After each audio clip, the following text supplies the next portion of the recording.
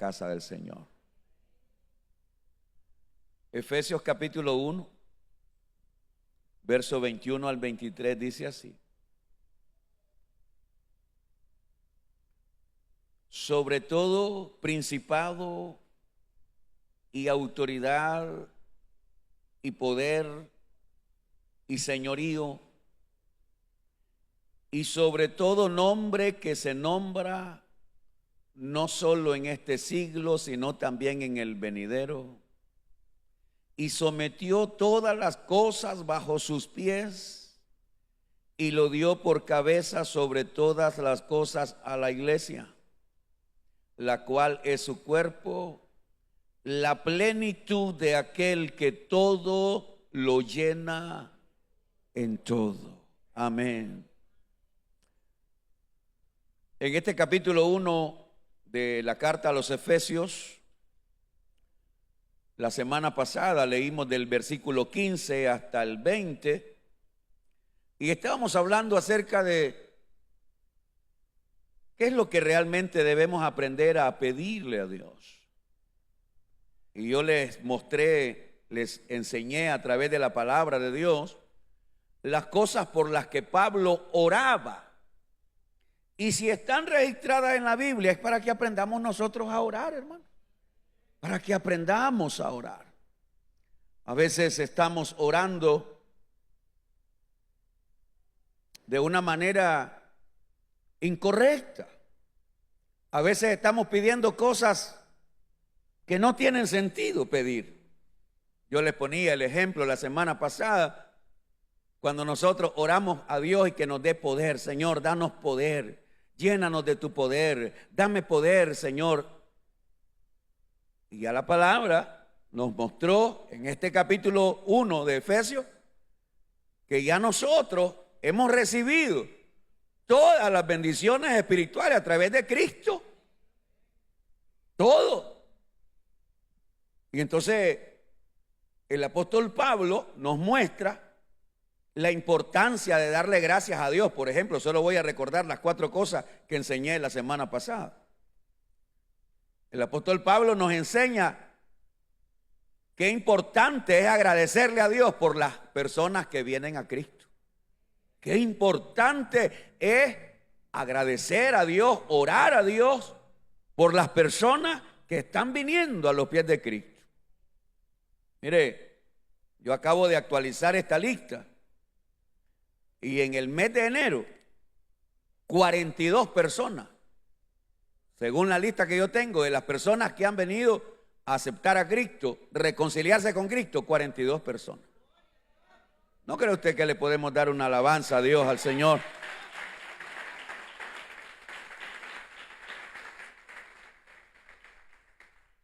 Un día alguien me dice: ¿y a dónde están todas las almas que se convierten? En algún lado. Porque eso no depende de mí.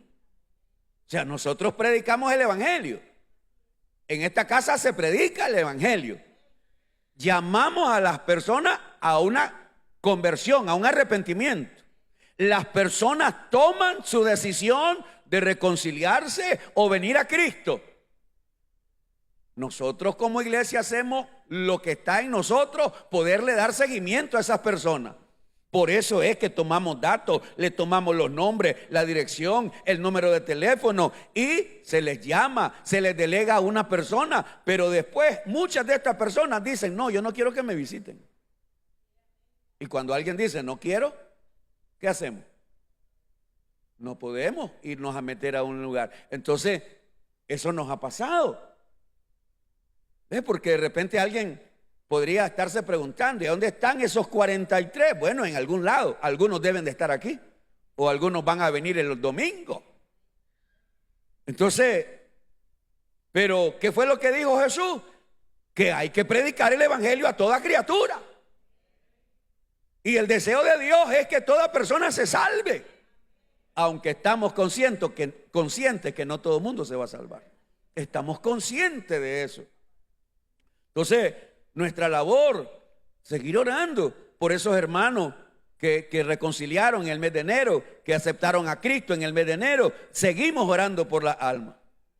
Necesitamos seguir orando a Dios para que nos dé sabiduría y revelación en el conocimiento de Él. Señor, danos sabiduría y entendimiento. Señor, revélanos, Señor, tu voluntad. Necesitamos pedirle a Dios esa sabiduría y esa revelación para que entendamos el plan de Dios. El apóstol Pablo oraba a Dios para que Dios alumbrara el entendimiento y abriera el entendimiento de aquellos que hoy estamos en Cristo, pero que qué duro se nos hace consagrarnos para Dios. Lo voy a decir de nuevo. Muchos de los que estamos aquí y nos llamamos cristianos, hijos de Dios, y algunos hasta líderes somos, ahí estamos todavía. ¿Con qué? Con prácticas, con malos hábitos, con cosas que sabemos que debemos renunciar, pero no lo queremos hacer. Yo sé que esos no vinieron hoy. Y preferimos quedarnos con el entendimiento entenebrecido y no queremos entender que ahí está Dios dándonos oportunidad para enderezar nuestra vida. Entonces, Señor, alumbra mi entendimiento. Señor, alumbra nuestro entendimiento para que nos demos cuenta lo mal que estamos haciendo o el mal que estamos haciendo. Yo no sé cuántos de ustedes se acuerdan de aquel versículo que dice en el libro de Job: Señor, enséñame lo que yo no veo. Si hice mal, no lo haré más. Enséñame, Señor, lo que yo no veo, porque a veces o nos hacemos los ciegos o estamos tan ciegos que el pecado lo estamos haciendo y creemos que estamos bien, porque hay caminos que al hombre le parece derecho, hay caminos que el hombre cree que va bien, pero ¿qué dice la palabra de Dios? Que al final de ese camino esa persona va a encontrar la muerte, la condenación. ¿Por qué? Porque no iba por el camino correcto. Y yo creo que no hay cosa más horrible que morir engañado. Yo pienso que debe ser horrible creer que uno se va a morir y que va para el paraíso, que va para la gloria de Dios, y despertarse como aquel hombre rico que habla la palabra de Dios, que se murió. ¿Y a dónde se despertó? En el infierno, en una llama que no se apagaba. Y allí anhelaba una gotita de agua. Aquí desperdiciamos el agua para cualquier cosa, pero en el infierno las almas anhelan una gota de agua. ¿Por qué? Porque ellos se están secando. Hay un lugar de tortura, de dolor. Y mientras estamos vivos, Dios nos sigue hablando. Pero qué duros que somos. Qué duros somos de corazón, que Dios nos saca del pecado y uno solito vuelve a embarrarse. Dios nos limpia y uno solito vuelve otra vez. ¿Ah? ¿Qué necesitamos? Que Dios nos alumbre el entendimiento. Por eso el apóstol Pablo oraba a Dios y decía: Señor, alumbra los ojos de nuestro entendimiento para que entendamos cuál es la esperanza y el llamado que usted nos ha hecho. Dios nos ha llamado para ser santos, apartados, consagrados para Dios. Dios no te ha llamado para que tú un día seas cristiano y el otro día mundano, o un día hijo de Dios y el otro día hijo del diablo. No, hermano, no es así. Pero ¿qué es lo que nos hace falta? Nos hace falta que nos alumbre el entendimiento. Ahora, cuando ya Dios alumbra nuestro entendimiento y no queremos, te voy a decir algo que tal vez no quieren oír. De hecho, ni siquiera venía preparado para decir esto, pero te voy a decir algo que algunos de ustedes ni siquiera quieren oír, pero se lo voy a decir. ¿Tú sabes qué hace Dios cuando ya el hombre, Dios le habló, lo llamó, Dios hizo todo lo que estaba en él? Y esa persona, en lugar de aceptar el llamado, ¿sabes qué es lo que hace Dios al final? Te endurece más el corazón. Si no, vaya y lea lo que le pasó al rey de Egipto, a Faraón. Y hay un pasaje en el Nuevo Testamento, está en Tesalonicenses. No lo voy a ir a buscar ahorita porque si no me voy a desviar de la enseñanza. Pero hay un pasaje en Tesalonicenses. No, se lo voy a buscar. Vaya conmigo. Solo le voy a decir si es en primera o en segunda de Tesalonicenses. Vaya conmigo. Ya le voy a decir a dónde. Primera o segunda. Ya le digo.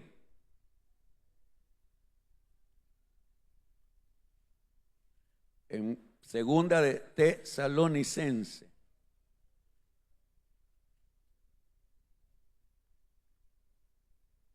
En segunda de Tesalonicenses capítulo 1.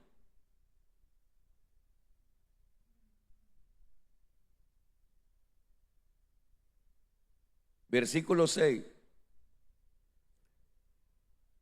Porque es justo delante de Dios pagar con tribulación a los que os atribulan. Oiga, es justo. Hay momentos donde Dios va a tener que hacer justicia. Porque es justo delante de Dios pagar con tribulación a los que os atribulan, y a vosotros que sois atribulados, daros reposo con nosotros. Cuando se manifieste el Señor, ojo, cuando se manifieste el Señor Jesús desde el cielo con los ángeles de su poder, en llama de fuego, para dar retribución. ¿A quiénes? A los que no conocieron a Dios. Dios va a traer una recompensa a los que no conocieron a Dios. ¿Ni qué? Ni obedecen ¿a quién? Al evangelio de nuestro Señor Jesucristo. Entonces le hago una pregunta antes de leer el otro versículo. ¿Esas personas oyeron el evangelio? ¿Oyeron la palabra? ¿Conocieron a Cristo? Sí, lo conocieron, pero no obedecieron. Verso 9. Léalo conmigo. Los cuales sufrirán pena de eterna perdición, excluidos ¿de qué? De la presencia del Señor y de la gloria de su. ¿Por qué dice excluidos? ¿De la qué? ¿Por qué dice eso, cree usted? Porque esas personas un día estuvieron disfrutando de la presencia del Señor. Hay gente que ha disfrutado de la presencia del Señor, del gozo del Señor. Hay gente que ha disfrutado de los beneficios de las promesas de Dios. Hay gente que ha visto los milagros. Hay gente que ha recibido milagros en su cuerpo, pero no quieren obedecer el evangelio.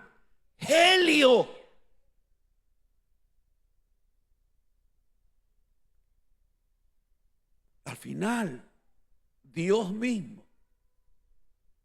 va a permitir que tu corazón se endurezca más. Y por eso es que hay personas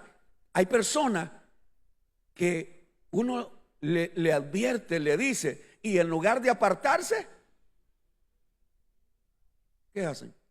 Más pecan, y más se enredan, y más se enredan, y más se enredan. Yo espero que alguien escuche esto. Pero si alguien no quiere escucharlo, tranquilo, no hay problema. Yo solo sé que Dios le está hablando a alguien. Alguien que posiblemente tenga la última oportunidad que Dios le está dando, que Dios le está ofreciendo. Porque Dios te habla. Él te ha alumbrado el entendimiento. ¿Qué más va a hacer Dios? Ya demostró su amor, ya Dios envió su Hijo, ya Dios envió el Espíritu Santo, ya Dios hizo todo. Ahora nos toca a nosotros. Ahora me toca a mí tomar la decisión de apartarme del pecado, de rendirme a Él, de vivir en santidad. Por eso Pablo oraba por la iglesia de los Efesios, para que Dios alumbrara su entendimiento, para que entendieran la grandeza de su poder, la grandeza del poder de Dios. ¿Cuántos saben que Dios es grande? Y ese poder grande Dios te lo ha dado a ti. Ese poder de Dios Dios no se quedó con él, Dios lo entregó. Ustedes recibirán poder cuando venga el Espíritu Santo. El Espíritu Santo ya vino. El poder de Dios está aquí. Contigo, conmigo, con cada uno de nosotros. Pero ¿para qué Dios nos dio ese poder? Para que le sirvamos, para que seamos testigos de Él, para que proclamemos a los demás que Cristo es el único Salvador, para que proclamemos que no hay otro camino para llegar al cielo, solo Jesucristo. Él nos ha dado poder para hablar, para anunciar, para testificar. Por eso Jesucristo le dijo a sus discípulos: ustedes van a recibir poder y me van a ser testigos. Ustedes van a ser mis testigos. En otras palabras, ustedes son los que van a testificar. Allí está el poder para que hablemos, testifiquemos de Dios, de sus maravillas. Pero mire, nos volvemos perfectos y nos volvemos inteligentes para memorizar películas, para memorizar cosas de la farándula. Somos tan buenos para memorizar récord de deporte. Somos tan buenos para memorizar cualquier cosa de este mundo. Pero ¿qué nos cuesta memorizar 3 pasajes de la Biblia para hablarle a alguien de Cristo? ¿Ah? Si usted le tuviera que predicar a alguien que se va a morir hoy, y tuviera que encontrar un pasaje, 2 pasajes, 3 pasajes de la Biblia a alguien que se está muriendo y solo usted está, esa alma se va a ir al infierno porque usted ni siquiera puede darle una reflexión o un llamado o una oración. El poder de Dios está ahí. ¿Cuántas veces has tenido oportunidad de hablarle a alguien, pero por pena, por miedo, no le hablas? Te dio pena. No me avergüenzo del evangelio porque es poder de Dios. Por eso es que Pablo oraba apasionadamente. Por eso es que Pablo oraba con una pasión impresionante, pidiendo que Dios alumbrara, que Dios le enseñara, que Dios manifestara, que los hermanos de aquel entonces entendieran que ya ellos tenían el poder de Dios para servirle al Señor. De todo eso te hablé en la semana pasada. Solo estoy haciendo un recuento y tratando de hacerle la conciencia a alguien esta noche. ¿Cuánto te ama Dios que te sigue dando oportunidad? Eso es lo que yo quisiera que alguien entendiera esta noche. ¿Cuánto te ama Dios? Los jóvenes que están aquí, ¿ustedes creen que por ser jóvenes, si no se arrepienten, no van a ir al infierno? No. En el infierno hay incluso niños. Así como lo oyen, en el infierno hay niños. Porque cuando ya un cipote ya conoce lo bueno y lo malo y muere sin Cristo, está en el infierno. Yo no sé si usted ha leído, pero allá en Apocalipsis dice que cuando el Señor Jesucristo venga a juzgar a los muertos, a los vivos y a los muertos, delante del trono blanco se pondrán pequeños y grandes. Yo no sé si usted lo ha leído. Pequeños y grandes. ¿Pequeños qué son? ¿Enanos? No, niños. Niños. Por eso es que buscamos en esta iglesia como predicarle a los niños de Cristo. Por eso es que le predicamos a los adolescentes de Cristo. Por eso es que no nos cansamos de decirle a los papás: papá, mamá, a ti te toca hablarle a tus hijos de la salvación. A nosotros nos toca. Aquí en la iglesia hacemos una parte, pero el papá y la mamá debe hacer su parte en su casa.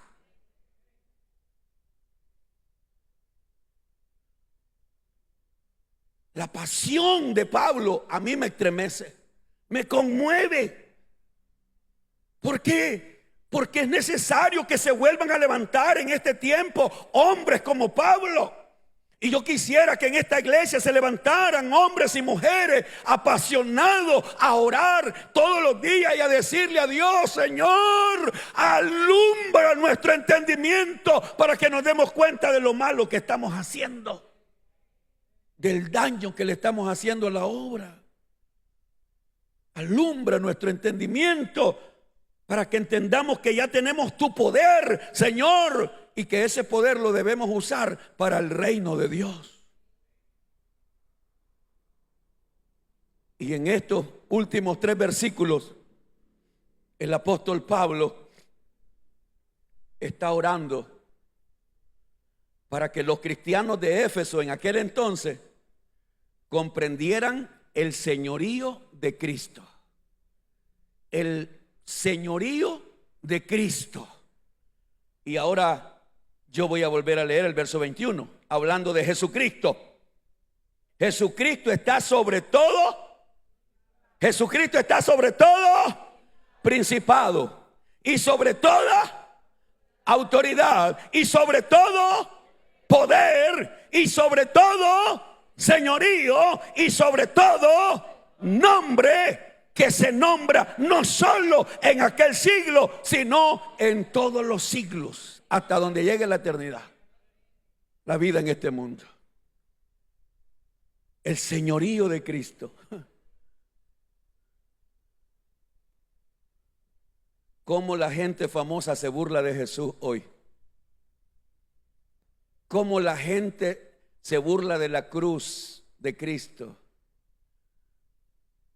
Cómo la gente mundana blasfema contra el Señor, haciendo actos horrorosos públicamente en los carnavales y en las cosas de los grandes estrellas y famosos, donde lo que hacen es solo burlarse de Jesús, de su sangre, de su nombre, de su muerte. Si supieran que todos ellos un día se van a parar frente a ese Señor, a ese gran Señor llamado Jesucristo. El señorío de nuestro Señor y Salvador Jesucristo. ¿Qué significa eso, pastor? El poder, la grandeza, la magnificencia de Cristo está por sobre todo título.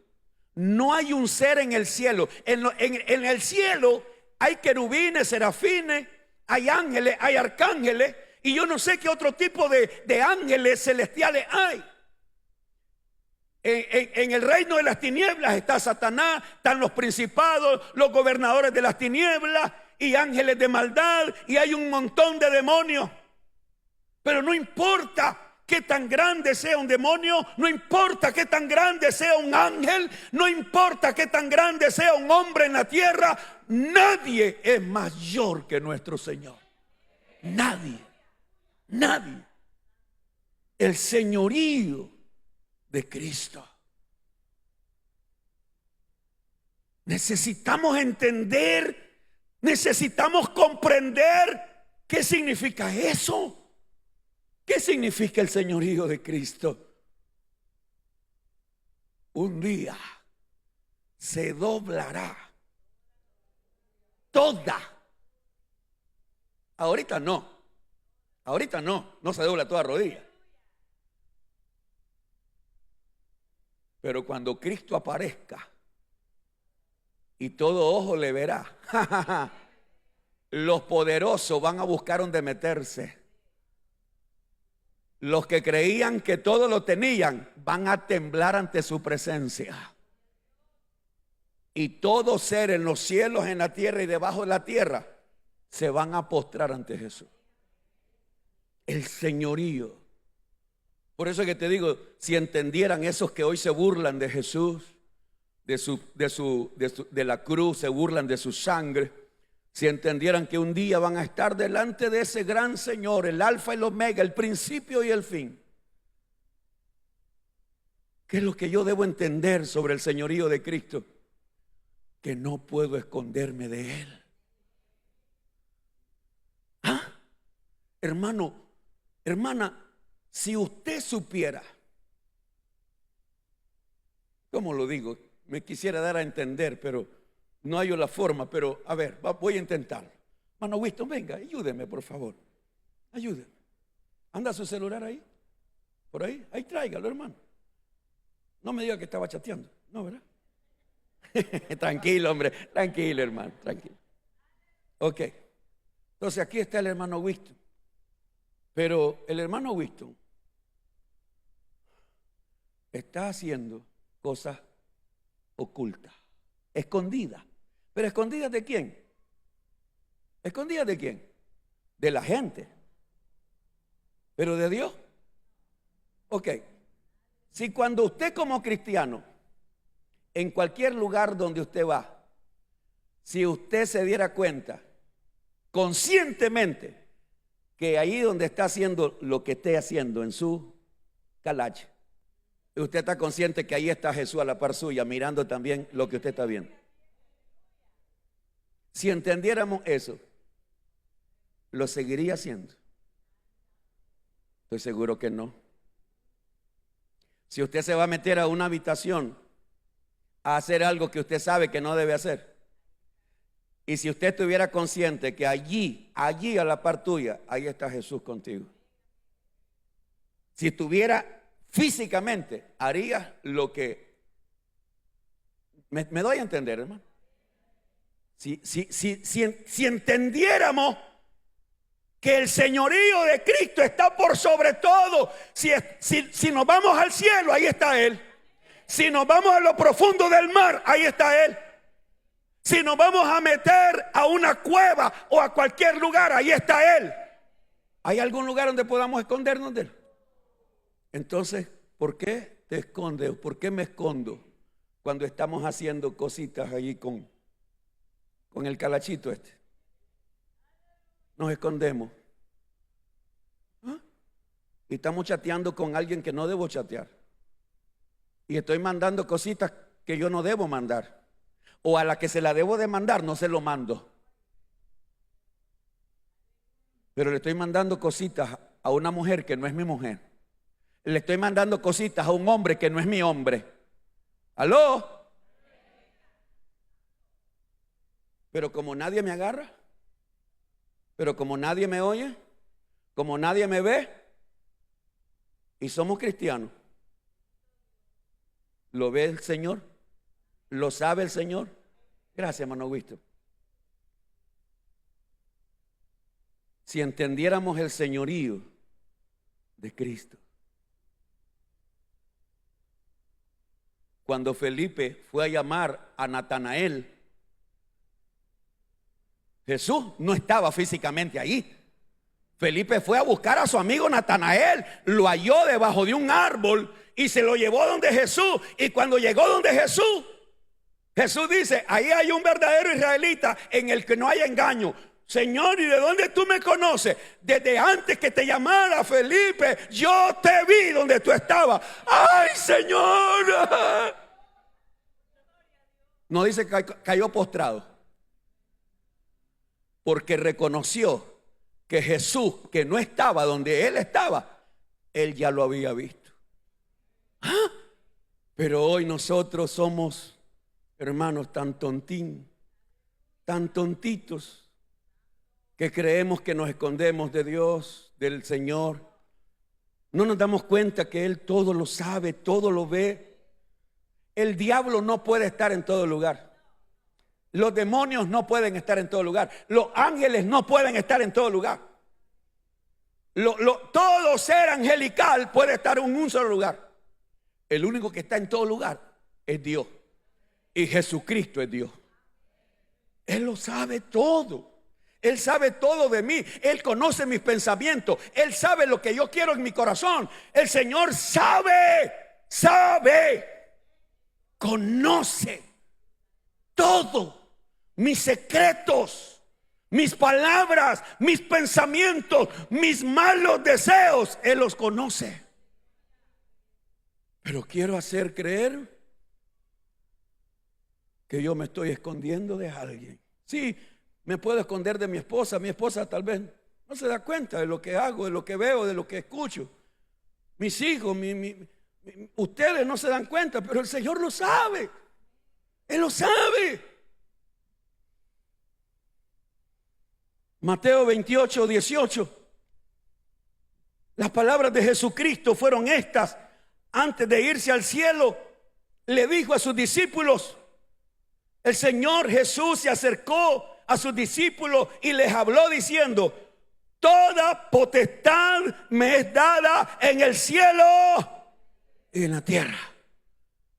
¿Quién es el que tiene toda potestad? Jesucristo. Todo señorío, toda autoridad. Pero eso también lo puedo entender de otra manera. Que si el Señor Jesús tiene el control de todo lo que pasa en el universo, Él tiene el control de mi vida. Él tiene el control de mi vida.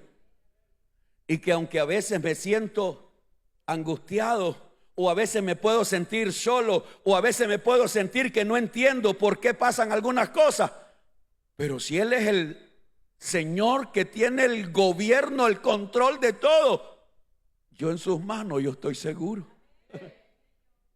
Sí, como humanos nos desesperamos, claro. Moisés cayó en la desesperación, Elías cayó en la desesperación, todos los siervos de Dios y las mujeres, las siervas de Dios cayeron en un momento de desesperación. ¿Por qué? Porque somos seres humanos. Pero los que aman a Dios, todas las cosas ayudan para bien.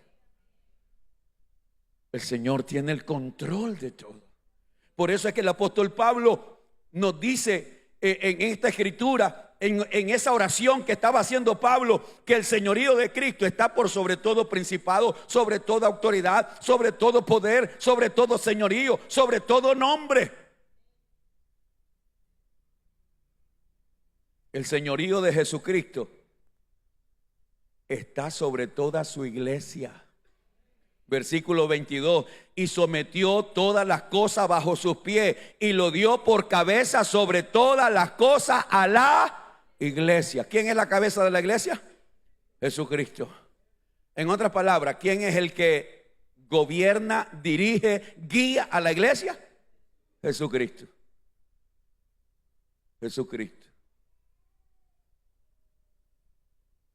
Una de las cosas que yo debo hacer como pastor, y cuando lo he dejado de hacer, pues le pido a Dios que me ayude, es a entender que el dueño y señor de esta iglesia es Él, no yo. Yo no soy el dueño, no soy el señor, yo no pagué con mi sangre por usted, no. Yo no soy el dueño de su alma, yo solamente estoy aquí para instruirlo, enseñarle, exhortarlo, a ayudarle, aconsejarlo. Esa es mi labor aquí como pastor. Pero el dueño de esta iglesia es Jesucristo. El dueño de su alma y de la mía es Jesucristo. Y a quien un día le vamos a rendir cuenta es Jesucristo. Entonces necesitamos comprender, hermano, el señorío de Jesús, para que podamos someternos a Él, para que podamos entender que no puedo esconderme. No puedo esconderme de Él. Pero hay algo más importante todavía que yo quisiera compartirle esta noche. Hay algo todavía más grande, más importante que lo que estoy diciendo. Y lo quiero sacar de Colosenses capítulo 2, versos 9 y 10. Para mí esto realmente es súper importante, que lo entendamos todos, que lo comprendamos todos, hermanos. Porque en Él, hablando de Cristo, porque en Él habita corporalmente toda la plenitud de la deidad. Y vosotros, aleluya, y vosotros, ¿qué dice? Estáis completos en Él, que es la cabeza de todo principado y potestad. Nosotros, los cristianos en Cristo, estamos completos. En Cristo estoy completo. estoy saciado, estoy lleno. ¿Por qué? Porque Él es el único que puede saciar la sed de todo hombre y de toda mujer. Yo soy el pan de vida, el que come de mí no tendrá hambre. ¿Ah? El que de mí bebe no tendrá sed jamás.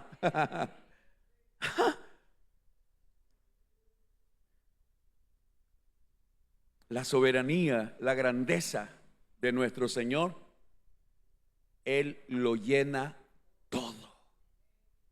Todo. Y por eso el apóstol Pablo dice en el verso 23, la cual es su cuerpo, la plenitud de aquel que todo lo llena en todo.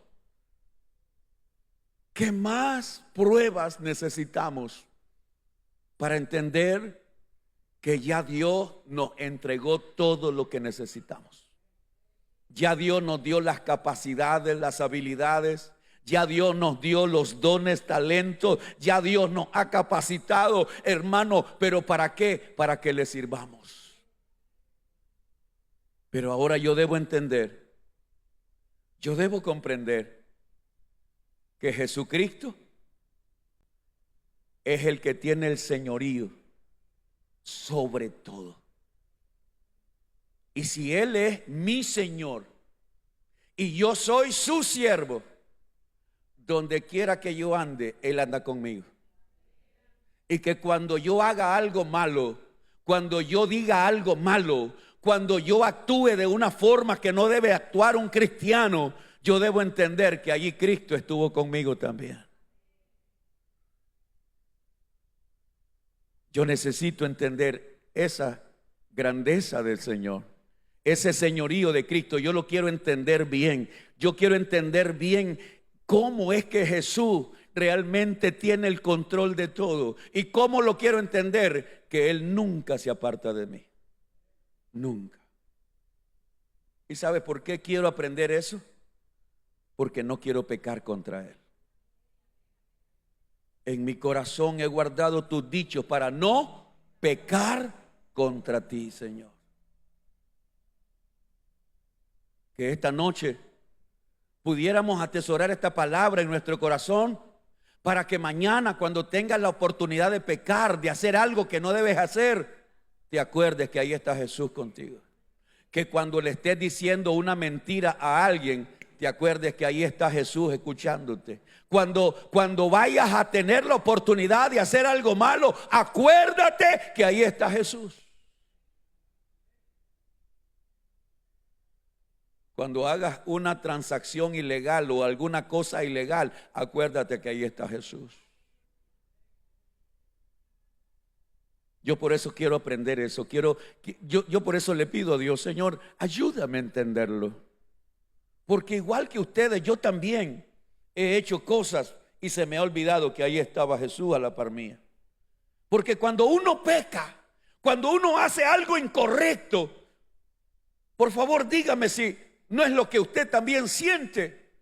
Hay una culpa que nos queda. Hay una culpa que nos persigue. Hay una culpa que no nos deja en paz. Incluso uno viene al culto y uno se siente mal. Uno lee la Biblia y uno se siente mal. Uno ora y uno dice, yo no sé, pero hay algo. ¿Qué fue lo que dice la Biblia que pasó con el profeta Isaías?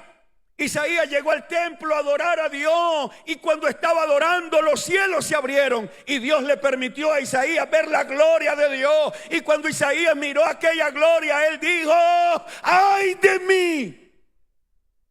¡Ay de mí! Que siendo un hombre inmundo de la boca he visto a Dios. Un profeta, un hombre de Dios llegó al templo, pero ni él se había dado cuenta que era inmundo de su boca. Imagínense, ni el mismo profeta sabía. Porque nos acostumbramos a hacer cosas que se volvieron hábitos en nuestra vida. Nos acostumbramos a mentir, que se vuelve un hábito. Nos acostumbramos a maldecir, que se vuelve un hábito. Nos acostumbramos a hacer cosas que no debemos y se volvió un hábito. Entonces ya lo siento hasta como parte de mi vida. Pero aquel profeta llegó al templo, llegó a buscar a Dios y estaba adorando a Dios cuando Dios le permitió que los cielos se abrieran. Y cuando él vio la gloria de Dios, a seres angelicales que cantaban y decían: santo, santo, santo, ¿cómo es Dios?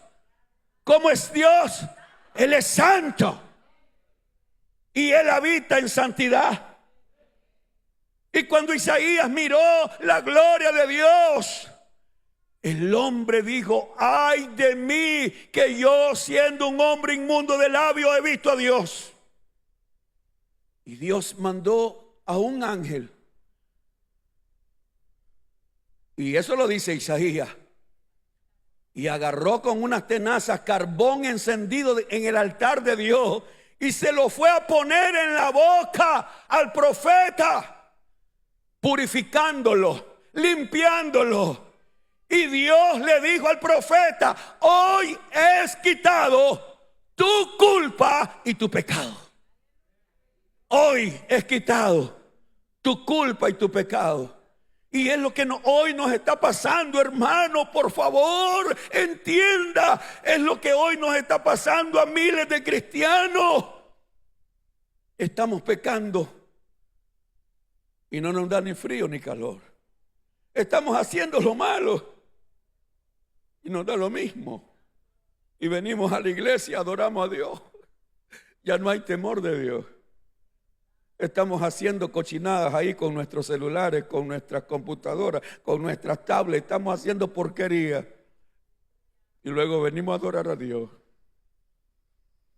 Oh, que Dios nos permitiera que se abrieran los cielos y viéramos la santidad de Dios para que pudiéramos hacer lo que hizo Isaías.